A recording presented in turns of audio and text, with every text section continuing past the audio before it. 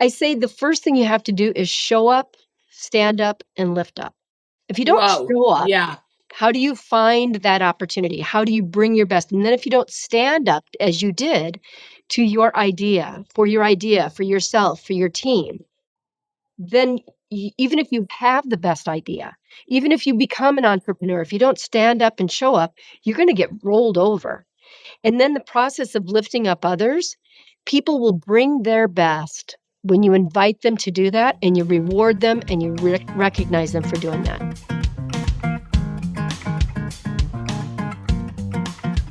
Hi, everybody. This is Diane Gilman, formerly known as the Queen of Jeans, but now the proud host of my own podcast, Too Young to Be Old. And today we have a fabulous guest, Jane Boulware, the author of Worthy, From Cornfields to Corner Office. And Jane and I share a lot in common, which is coming out of an environment as a child, female child, where there were no real opportunities. You were basically going to stay where you were and follow the guidebook for good girls forever, from now until the day you died. But Jane and I decided separately that that really wasn't going to happen.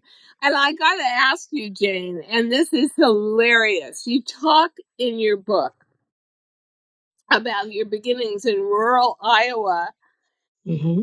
And the fact that you didn't want to live on government issued cheese and butter your whole life. And I was saying to you that once I got into junior high in Whittier, California, and I was born in 1945, we ate 5 days a week in school, government issued cheese. And oh, by the way, only one flavor, American. Yep, of course. And Spam.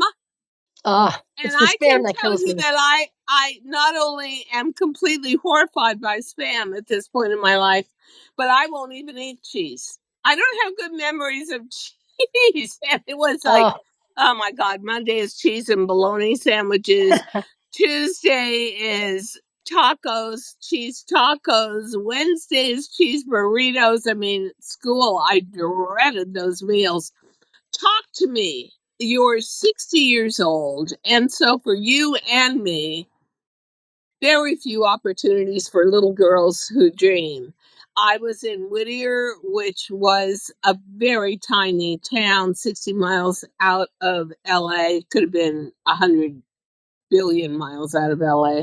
And mm-hmm. you were in Iowa. I So, was. what were your dreams as a little girl? And what made you dream? And how did you somehow carve out your own path to success? Millionaire by 40. Bravo. Thank you. Gosh, there are so many similarities. I grew up in rural Iowa, and I'm very proud to be from that. And I was very grateful to have the cheese to eat. But when I grew up, there was really no expectations other than staying on the good side of the church and the law in that order, Oh, right? Stay on the good side yeah. of the church. You said be a good girl. Very similar. Don't get in trouble. Stay on the good side of the church and the law. Wow.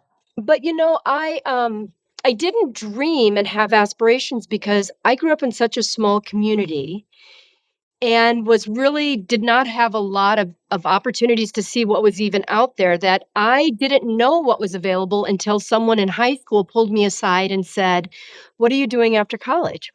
And it was a gnarly old nun, and I'll never forget. She was 4 foot nothing. She had like lightning bolts coming out of her eyes. She had so much passion and conviction that when she told me I should go to college, I believed her. And in the process of helping me get a scholarship, she opened the doors to a world I truly did not know existed. And Wow.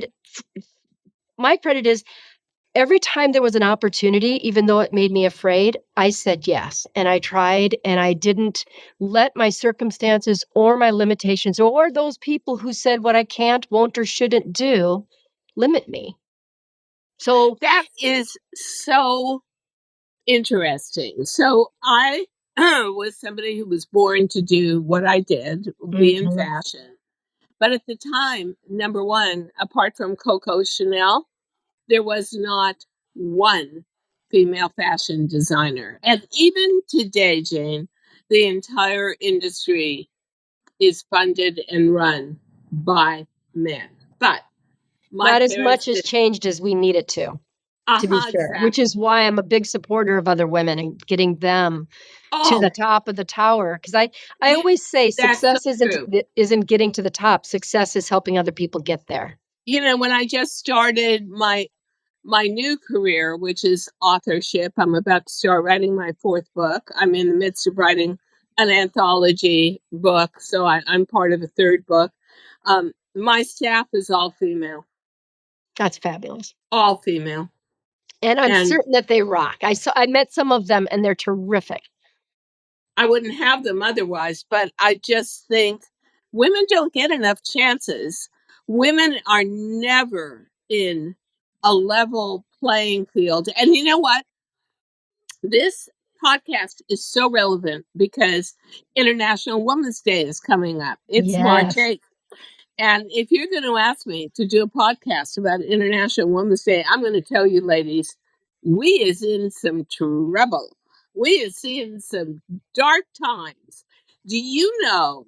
And I only found this out because the CEO of H&M, who's female, just Mhm. quit. Just it was Yes. like, I'm done, I've had enough, Yes. walking away.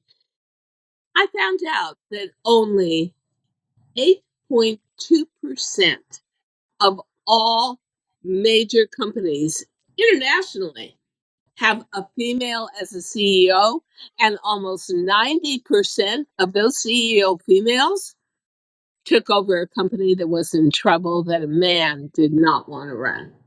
I am not surprised by that statistic, Diane, because if you look at the McKinsey study or Harvard Business Review studies, they will tell you that women are not making the progress, particularly in the last decade, that they were making before. And part of that, I would say, in fairness, is that the circumstances and people get in their way. But I would argue that sometimes we get in our own way and we allow our own doubts, our own fears, our own, I call them uns, because my book is actually called Worthy and the un is crossed off. And a lot of what I talk about in my stories is undoing the uns. If you feel unworthy, unable, unconfident, unsure, then no matter how much support you might get, you're probably not going to have the courage to take those big leaps and to do those things you need to. So, undoing your own is really step one in many cases. You certainly I didn't have the couldn't, opportunity, I but you just and could I not. created our opportunities in many ways. I did. Because, but one thing that stuck to me my whole life was being raised in a patriarchal kind of household, Yes. where my mother was not to work, and my mother was rewarded for being pretty and got mink coats and jewelry. And yeah, I remember all of that. But women didn't work. And when I, from a very young age, like 3 years old, said, "Oh, this is what I want to do," it was taken with horror. But my entire career was based on the men I chose to fund and run my company and give me the freedom to use my talent, Yes. which Yes. I was a moneymaker for whoever I was with. But unfortunately, they all took advantage of me, and not because I was a creative, not a suit, and took most of the money until I finally stood up for myself. But one thing for sure, most of my success came from being a female entrepreneur Mhm. at a time when that was kind of a rarity. And then towards the end of my career, I thought, okay, here come the big bucks. I'm going to sell my name and sell my concept. But I stayed on with that corporate entity for a while, about 7 years, and I swear to you, miserable. And Mhm. I would say to any woman out there, and I don't know how you feel about this because I know you were in corporate, but then step back. Don't look to corporate for a solution for your problems or a display of your talents. I think in many ways, you see it a lot on cable TV ads, like that male fashion entity, Untuck It, where somebody has a good Mhm. idea. My idea of DG2 jeans was, hell yeah, let's create a jean for a middle-aged body. My body's middle-aged and I can't wear any jeans out there. And it was a sensation. So Yes. when you rose to the top of corporate and you became a millionaire at 40, what happened next? Were you happy? Were you fulfilled? Were you wanting to reach new heights? How did your life revolve around that, and what came out of it? Well, I would say, unlike you, I didn't know what I wanted to be when I was in, 3 or 4 years old. In fact, I got a degree in forestry, which has nothing to do with getting Oh, to the corner office of Microsoft and working with Bill Gates and Steve Ballmer and the executives there. So my path was not direct, it was indirect. wow. So I worked in Latin America and I managed the 16 countries South America for operations and marketing. And I was I was the vice president of the largest merger in the history of the United States. And I moved all over the place. So for those who think that they have to be from something or have a 5-year plan or anything, I would say that's, in your case, that worked great for you. And you were brilliant from the beginning at what you It did. was very tough. I'm telling you I right now, learned as I went. And when you operate from a space of, hey, I'm talented, give me a chance. Everyone looks at you like talent schmalent.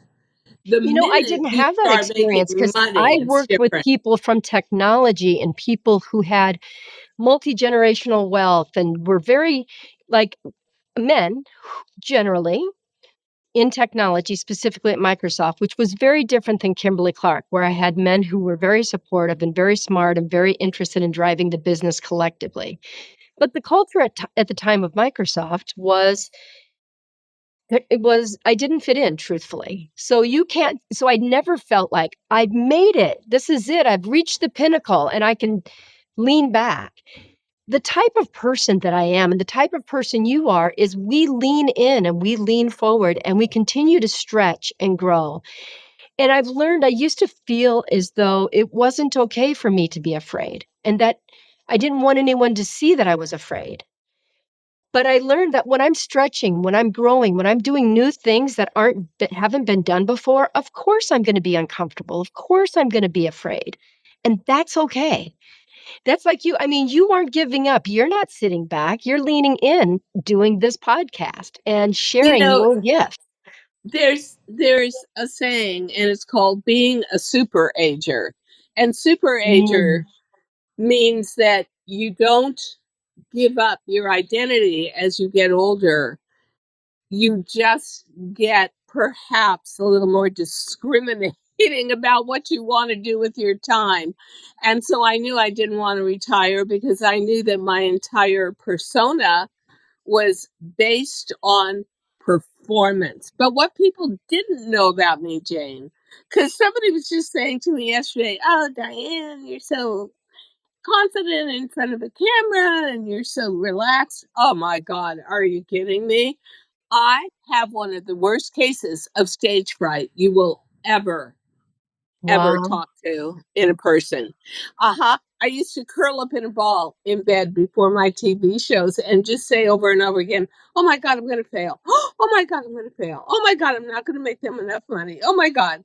And that must have been my motivator. And even for the beginning of my podcast, I was so scared. It was like, what do you Yeah. mean I have to do a podcast by myself? I was a host. Oh, yeah?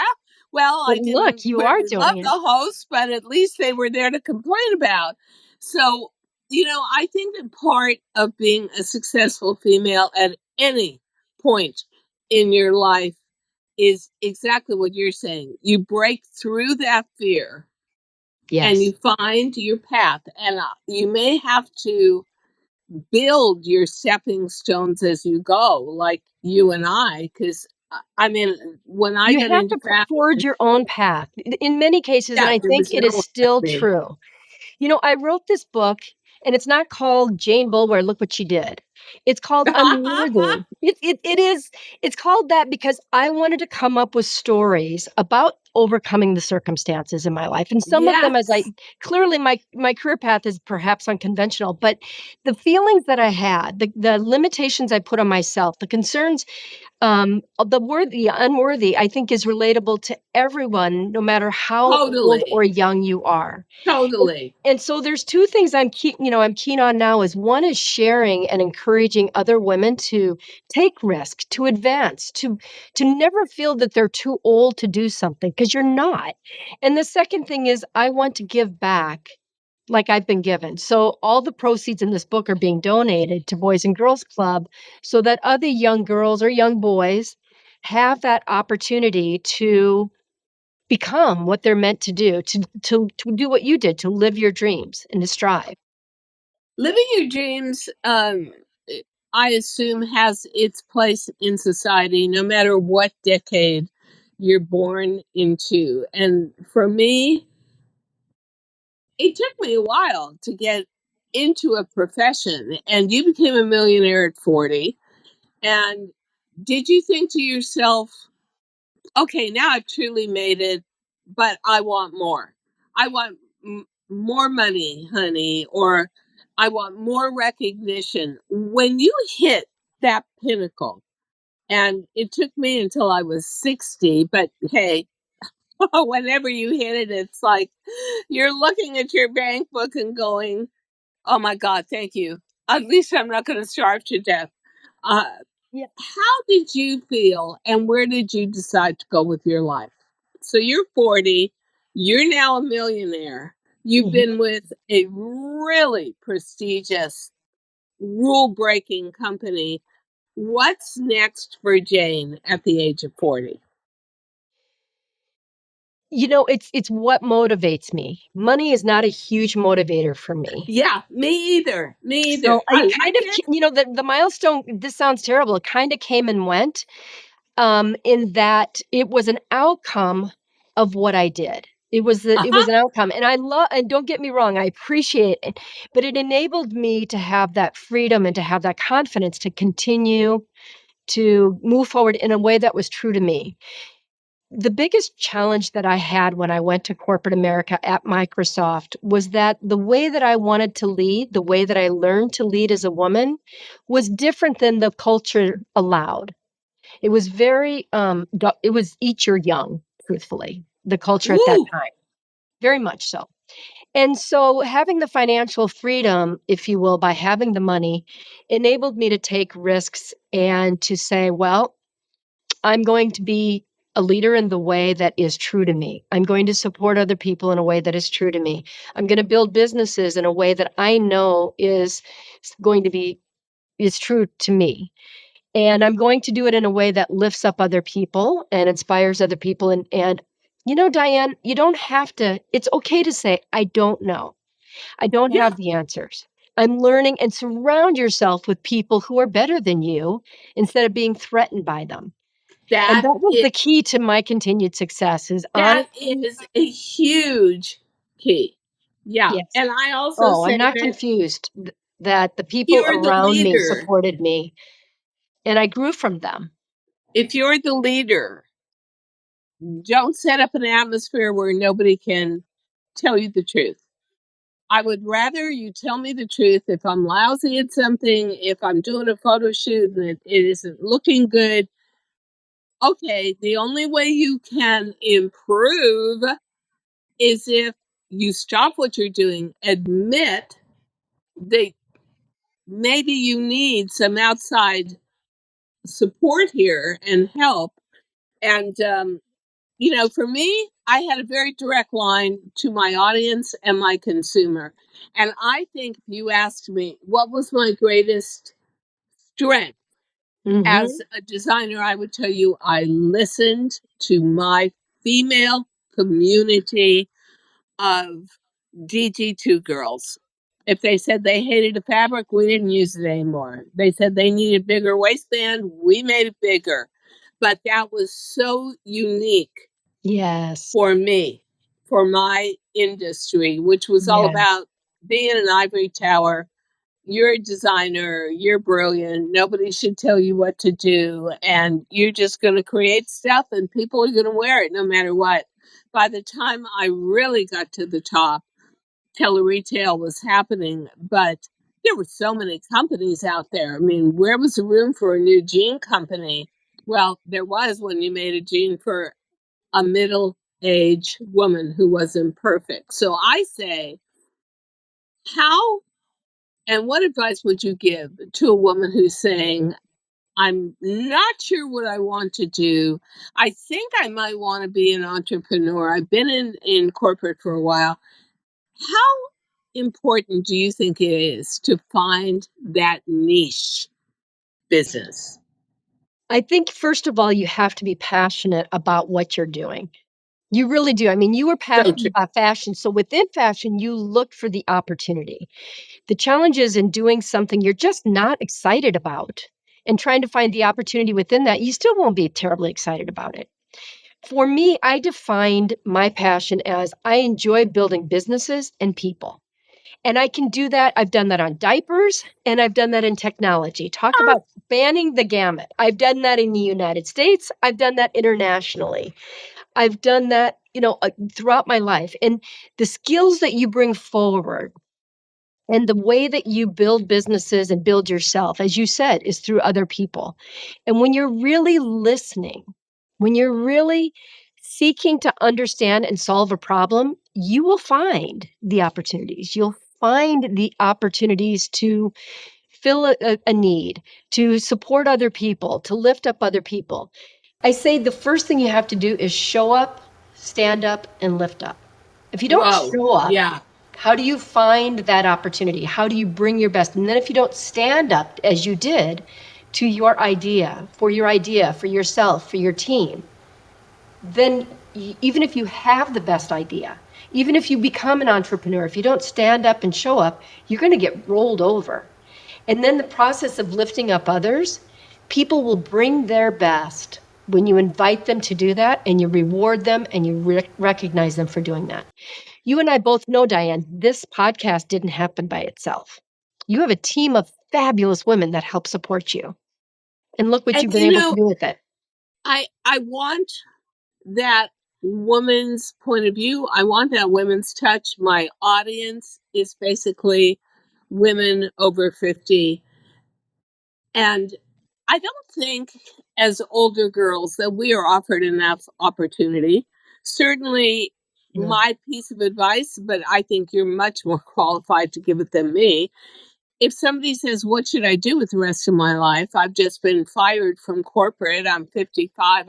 I send out resumes. I can't even get a response. Is what is your passion? Because everybody has them.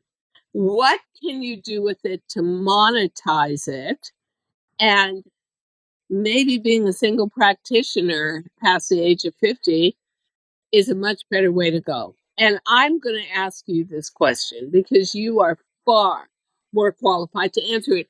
Why are we so devalued in the corporate world past the age of 50? We're too expensive. I just don't get it. I really don't, because you're Mm. definitely smarter for sure. You've got a lot more behind you. So I always used to let my assistants, they would get very passionate about something, and I knew it wasn't going to sell. But I also knew they were like baby chicks just coming out of the egg and they needed to learn. And so I would say, okay, you can do it, but I'm telling you, it's not going to be a bestseller. I knew after 40 years in fashion, but in corporate world, it just doesn't work that way. I that's such a good question. I think women who create a network and don't try to do it on their own, women who utilize their experience through the decades and stay open and evergreen to what's changing and evolving. People that say, no, no, no, that won't work. We did that 10 years ago and it won't work. That's not going to be appreciated in a dynamic environment. That's going to be Yeah. seen as someone who's not flexible and not adaptable. And then the last thing I would say is that there's a lot of research that says that women generally perform better than men, and are two things, are promoted at 14% less rate than men, and are less likely to claim their success and to claim their contribution. So women that are over 40, claim your contribution and take credit for it. Build a strong network of other people who recognize and appreciate what you bring to the table, and stay adaptable. Continue to learn, continue to show that you are leaning in and not leaning back. And they can't afford not to let you go. They can't afford not to have you in that business because you bring so much to the table. And if you go with that positive growth mindset every day, it's less likely that you will be let go. And I say never think that the impossible isn't possible, because when you do slash worthy, I say when you do slash possible, Yep. nobody would have ever said you're going to have your highest and finest moment in fashion design starting at the age of 60. That's That's remarkable. unheard of, impossible, but it was totally possible because I based it on 55, 60-year-old customers who couldn't find anything to wear that was dignified or fit correctly or was age appropriate and still in the moment. And boy, once you find your niche, You you will applied your feel knowledge, like your click. experience, your passion, and look what you did. And you know what? I have to say, I think that my feeling is my legacy is the same legacy that you appreciate, which is okay, we did it. We both did it very differently in very separate fields. But now we know how to do it, and we want to transfer that aura, that glow of success. And yeah, I did it right, to other women and say, you can do it. That is Oh, yeah. really and truly my passion. As is mine. I love hearing that, Diane. The ability to lift up other women and encourage and really point out their strengths and enable them to achieve their goals. I love that. It's the show up, stand up, and lift up. Those are my three things. And women, get over the uns in your life. Yes, Get the over uns the and the uns. Don't ims. Yeah, Yeah. don't un yourself. Undo your uns and just go for it. If you fail, it's okay. The learning is in the failure, and just begin again and again and again. So if you are 50, 55, and you're wondering what to do, think about your strengths and position it as that and your experience. And you're And such your a great loves. example of that, Diane. And your loves. And so, yeah, the truth is, Jane, when I decided, and it really was spurred by having breast cancer and understanding how finite life was. Did I want to do the same thing for the rest of my life, even though it was comfortable? The answer was, hmm. As a youth, I was always a risk taker. I think I should stick with that. I've got to do something that makes my heart pound, that Mhm. gets me super excited, that really challenges me.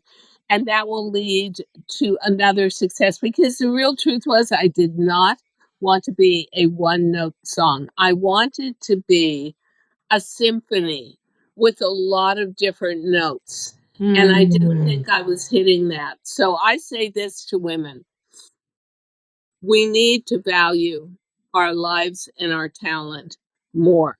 And I say to women who, and I believe me, when I left fashion, I for a long moment, I had that empty nest syndrome of, oh my God, what did I just do? I just threw the baby out with the bathwater. But no, I was just making room for the next great act in my life, hopefully. If you are a woman, and even if your talent, and I have friends where their talent is being maternal and they are the most awesome mothers in the world, but if you're a good Yeah. mother, your children grow up and they go have their own life. There is something else to do in life. You just have to just I say stay silent within yourself, stay composed, and listen, internally listen, and it will come to you. It will. And everyone finds it in different ways, don't you think? I Yeah. find it in it does begin by just being quiet and listen because I think sometimes as women, we give away our power. It's part of our nurturing if you're a mother Oh, and so on. yes. But to claim your worth, to claim your strengths, to claim those things. I too often hear women who say, I don't have the experience. I don't have the strengths that you have. That's just nonsense. You may not have the title or the degrees, but what you have learned and the experiences you have and the skills that you have are absolutely transferable. And so don't underestimate yourself by any means. I'm 60 years old. I love my life. I love what I do. I love continuing to build and communicate and encourage and inspire and lift and do all of those things. And my husband says, "When are you going to retire?" And there's an expression that says, "May your passion and your purpose be your life's work." And as Wow, long I as I love am that. passionate and purposeful, I'll keep working because I love it. Yeah, So, I barely call this work. But no. I think for me, I want to leave a legacy where when I'm gone, if you remember me, I put a smile on your face. I Mhm. was a good person. I made you feel better about yourself. I gave you the will and the strength to say, okay, somebody just said to me the other day, and it was somebody really young, said, "Oh, Diane, I I love your podcast, and you actually make me feel like, don't get me wrong, if you can do it at almost 80 years old, I can do it at 24." Now, that was one of the Absolutely. biggest compliments of my life. And oh, by the way, anybody can do a podcast at almost 80 years old. But it is that my new purpose is to obviously not only go on doing what I love, but to really say to women, because I don't think this is the greatest time ever for women, you can do it and you can find your purpose and you can do it right as long as you stay centered in yourself. When I look back on history and I did a little historical tour of women's rights, I mean, we just got the vote in 1920. And now, Not easy. and I'm not going to get into anything political, but if you give me a present, don't come back 50 years later and say, that present I gave you, I want it back again. Give it to me. We are in a period of our lives where it is not impossible to think to yourself, oh, I must not be worthy. I must not be smart. I must not be powerful because I can't even make decisions over my own body. And Ugh, yeah, bleh, I that you're right. We won't go just there. drives me nuts. But that we cannot go there, and especially us because we're not reproductive anymore. But the truth We is, must as it's women about, stand up. yes, it's Show about up. female And dignity. our voice must be heard. That is why I'm so Yes, keen on yes. supporting women because if we don't get people in positions of decision making that are different than the people that are there today, and I'm not saying instead of the people that are there today sometimes, but in addition to, we need more women, more people of color, more people with diverse backgrounds making decisions that influence from a different perspective. Or we will never change the status quo. In fact, I would argue we could go backwards, I as you're think we're saying. sliding. And I'm going to say that I put out an alarm bell to all women, and no better place to do it than on a podcast with you that says you're looking at two women, Jane and I. We're both authors. We were both in big companies and propelled a lot of money through those companies. What do you mean you're going to tell me I can't be responsible for my own body? Huh? Or make decisions or Thank any of you. those. This just So it's there's a dichotomy between in a way, what you expect is going to happen to your life today, because after all, it's 2024 as a female, and in fact, the reality of it. It Yes. is very hard to say to yourself as a kid, maybe as a 10-year-old girl, oh, I'm going to become the CEO of Apple when I grow up. When you're not even allowed to make the most basic decisions about you as a burgeoning adult female. And that is what I think should be the point of International Women's Day, March 8th, which is, hello, girls, we need to go back to the drawing board and take it seriously. And women, lean in. Yeah. Don't be afraid to make mistakes. There's a big difference. People say, I failed. I didn't fail. What I did was not successful, but that did not make me a failure. In fact, that made me stronger. That made me someone who has experiences. That made me wiser so that next time I go forward and I lean in again and again and again, I will get where I need to go. And in the process of doing that, I will change the status quo. I will bring people along with me. And I will support other people so that I'm in a position of making decisions that are best for me and the people around me, not Yes. but being made by someone else. Yes. There's always this falsehood that I really do not appreciate on cable TV. And oh my gosh, we're going way over time here. Which is like the Housewives franchise, where all these women, they didn't earn any of the money, they just married it. Then they walk around looking like hookers 24/7 and backbiting one another and Oh my and God, it's the and worst stereotype, fighting. and watching it is just It's it's so not painful. entertainment. It's It's just so painful. But in reality, when I started to form a new organization around me, when I left tele-retailing, I thought, you know what? I'm going to make this very pure and very linear and very simple. The podcast is basically about women. My staff is going to be about women. And you know what? It is honestly the most harmonious build I've ever had for any business I've I been in, love it. because I had the choice. Listen, we could talk I think so. forever. And the truth is, you have been an incredible guest. And do me a favor, hold up your. Ah, it's called Worthy, from Cornfields to Corner Office of Microsoft, and there you go. That's me looking beyond what might be. And in my wildest imagination, I could not have anticipated the path that I had, the career that I had. So for anyone that's out there now and not sure what tomorrow brings, it's okay. If there's a door that opens, go through it. If it stretches and grows you, do it, because it will be applied.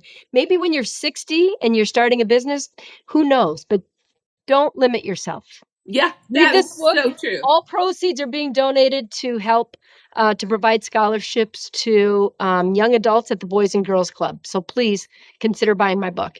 Excellent. Excellent. Jane, thank you so much. This was really good. This was really fun. And hopefully we'll Thank you meet for having again. me.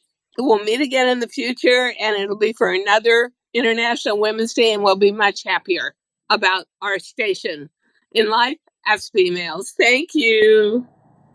Thank you so much. I really enjoyed this. Thank you so much for listening to Too Young to Be Old podcast. The episode may be over, but the fun doesn't have to stop here. Find us on Facebook, Instagram, TikTok, and YouTube at The Diane Gilman, or visit our website, thedianegilman.com. If you like the show, leave us a rating or a review and subscribe so you don't miss the next episode. And until then, don't forget, age is just a number. Together, we'll prove that we are all too young to be old.